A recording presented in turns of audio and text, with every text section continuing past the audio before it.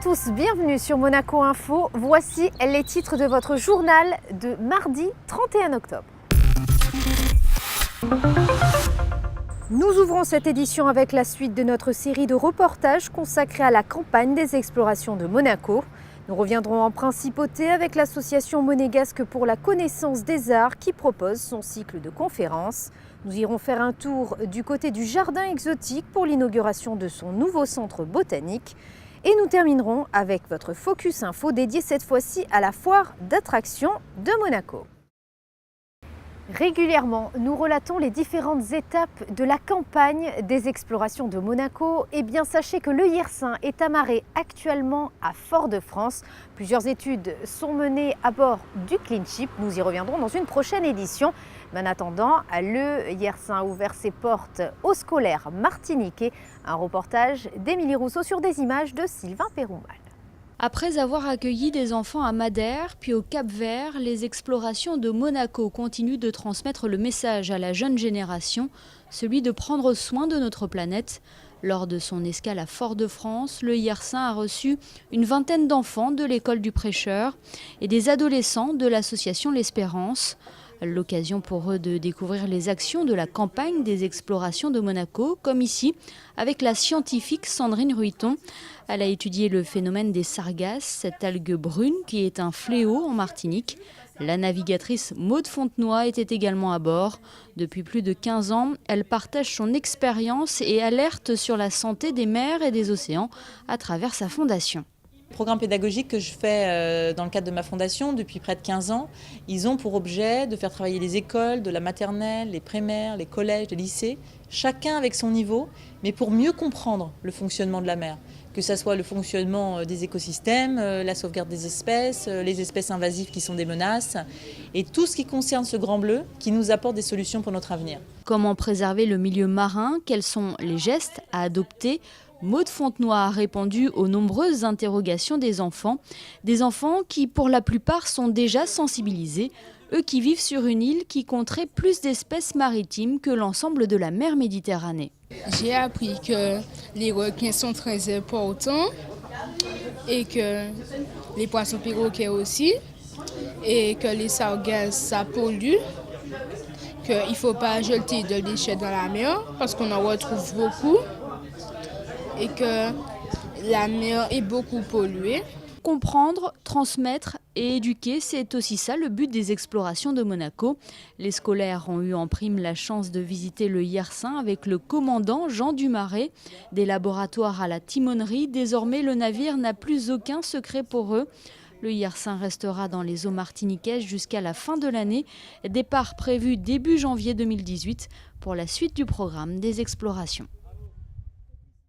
Ces dernières années, le jardin exotique a sensiblement changé. Il s'est amélioré suite à des travaux. Les derniers en date concernent le nouveau centre botanique qui vient d'être inauguré.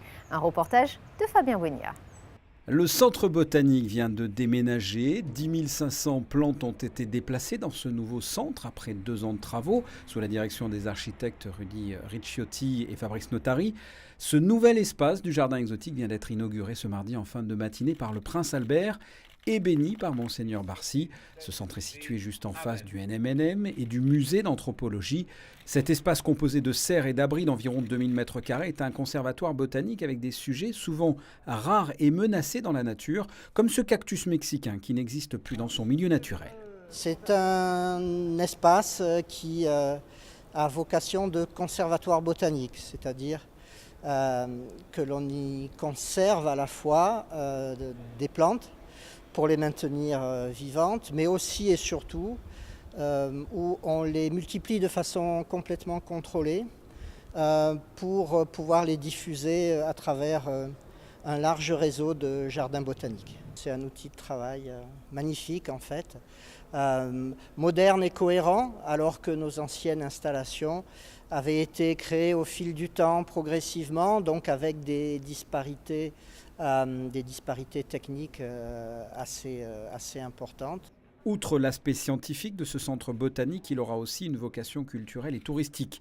Dès le printemps prochain, l'espace piétonnier qui longe l'intégralité des serres sera en accès libre. Et à partir de septembre 2018, des visites commentées seront proposées en complément de la visite du jardin exotique et de la grotte de l'Observatoire. Et en bref, dans le reste de votre actualité... Le prince Albert était du côté de la Société nautique où a été célébrée la victoire de Quentin Antonelli et de Mathieu Montfort. Nous vous en parlions il y a quelque temps dans votre magazine Actu Sport. Tous deux sont devenus vice-champions du monde en Haute-Savoie. Il s'agit bien sûr d'aviron de mer et vous le voyez, le souverain a tenu à revoir leur performance à l'image.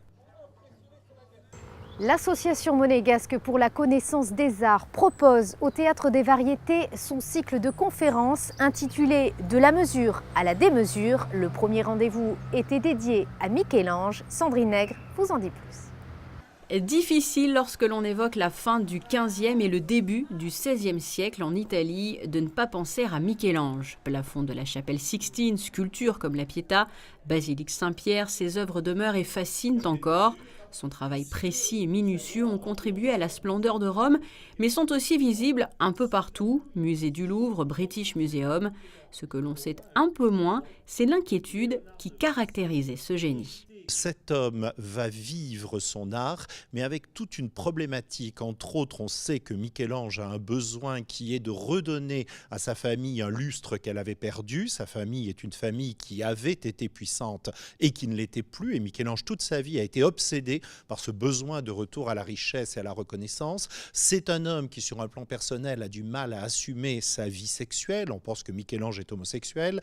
Il le vit difficilement. Cela crée une inquiétude en lui. Et tout cela se retrouve entre autres très nettement dans les poèmes, dans les sonnets qu'il a écrits, où il y a une succession à chaque fois d'obsessions des thèmes de la dureté de la vie, du mal de vivre. Et on a vraiment un côté presque existentialiste à ce niveau-là par rapport à cette difficulté qui est celle de s'assumer et de vivre pleinement. Michel-Ange à l'honneur donc pour inaugurer le cycle de conférences de l'Association monégasque pour la connaissance des arts. D'autres rendez-vous sont déjà prévus avec une fois encore des sujets en lien direct avec le titre cette année « De la mesure à la démesure ».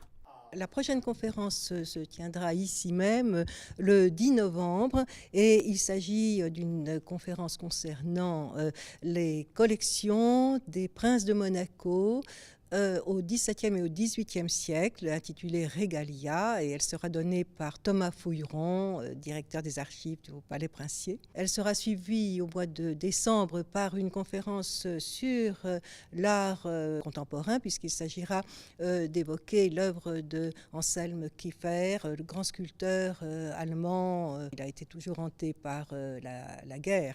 C'est une conférence forte aussi.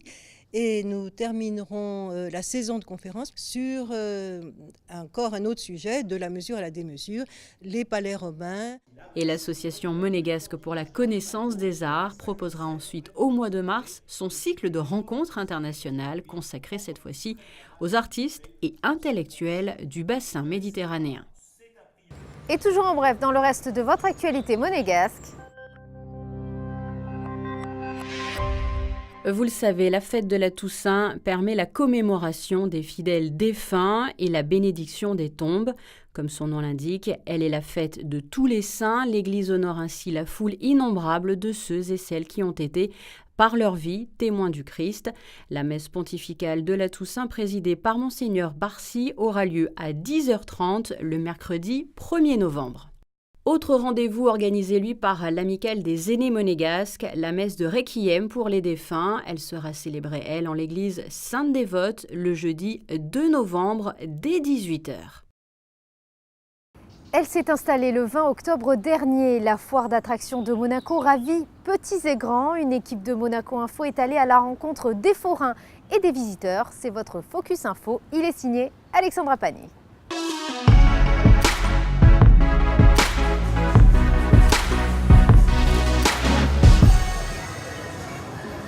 Allez, c'est parti les amis, on continue, on s'arrête là, on y va, on va commencer à passer la vitesse supérieure. C'est un rendez-vous que petits et grands ne rateraient sous aucun prétexte. Tous les ans, à la même période, le Port Hercule accueille manèges et attractions à sensations fortes pour le plus grand plaisir de tous, à chacun ses préférences. Vous êtes assise dans un manège et donc vous tournez et puis en rond et à 30 mètres du sol. Non, ça fait pas peur en soi, mais ouais, ça surprend. Et ouais, voilà, ça surprend. Voilà. Il faut prendre des arcs, on met une flèche et on doit tirer sur la cible. Je venais avant là, maintenant un peu moins. N'importe comment, qu'est-ce que vous voulez. On est là quand on se promène, là. Ça me donne envie quand même d'essayer. La foire séduit donc toutes les générations. Les attractions à sensations fortes font face aux manèges plus traditionnels, combat spatial, jeux d'adresse ou encore course hippique. Le nœud qui s'est fait coiffer au poteau finish sur la concurrence. Si, venez. Voilà, donc pour le vainqueur, bravo. Bien joué, monsieur. Une belle victoire. Allez, mesdames, messieurs, approchez, avancez. Sans oublier la traditionnelle pêche au canard, Madeleine de Proust pour les parents, qui fonctionne toujours aussi bien auprès des plus jeunes. Pour les enfants, c'est super. Quel âge il a? Il a 1 an et demi. Et donc il demande déjà de revenir. Ah bah oui, j'adore. Hein. Venez remporter, avancez. Maximum de points. Voilà encore des gagnants par ici. La foire attraction monégasque est un rendez-vous très attendu aussi du côté des forains qui reviennent toujours avec autant de plaisir chaque année. Clientèle très fidèle. Bon, cette année, vu qu'il y a eu un peu un remaniement, des barbassements, un peu plus dur à nous trouver en bas, mais ils nous trouvent quand même. Après, une clientèle très fidèle, une bonne clientèle, un peu d'italien, un peu de français, un peu de tout. Voilà. Après, on se fait très bien à Monaco, il y a le soleil et les clients sont là. Il en manque un peu en bas, on va dire, mais ça va pour l'instant.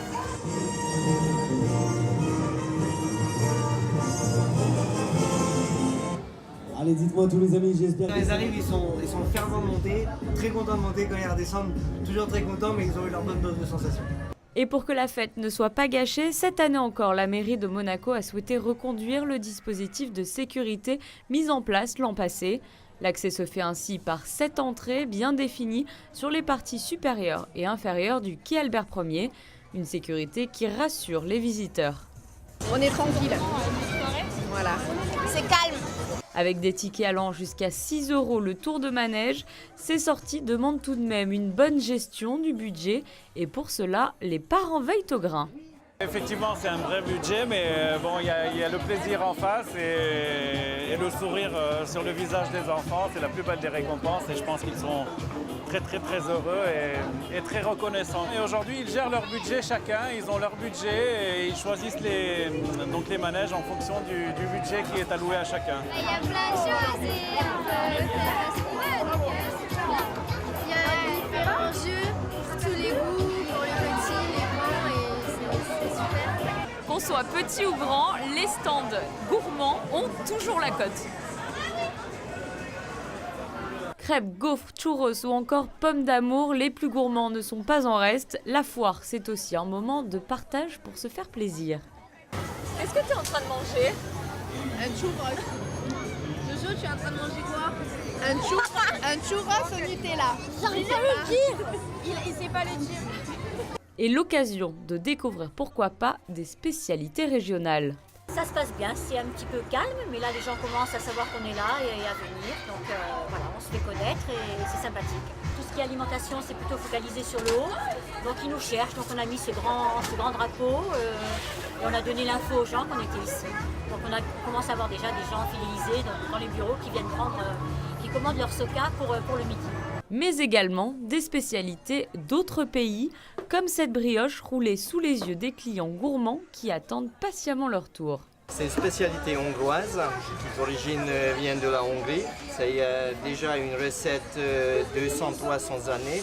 Je ne connais pas moi personnellement, mais on a une recette à la maison bien sûr.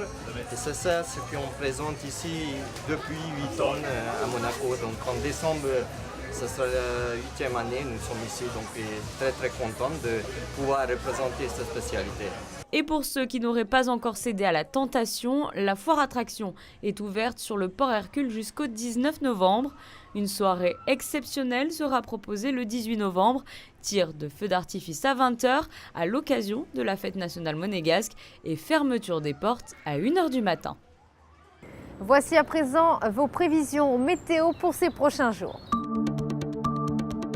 Pour le premier jour du mois de novembre, une belle journée, des nuages insignifiants, un vent faible et un temps frais au lever du jour, 13 degrés. Jeudi, le ciel sera moins bleu qu'en début de semaine, des nuages côtiers sans pluie et apparition inégale du soleil, côté Mercure de 14 à 20 degrés. Vendredi 3, un temps moyennement ensoleillé, des températures agréables pour la saison. Samedi, nuages et percées du soleil le matin, de plus en plus nombreux l'après-midi. Dimanche, pluie dans la nuit et le matin et un ciel moins chargé au cours de l'après-midi. C'est la fin de cette édition, merci de l'avoir suivi. À présent, retrouvez vos films projetés en salle cette semaine avec le magazine Cinéma signé José Sacré. À très bientôt sur Monaco Info.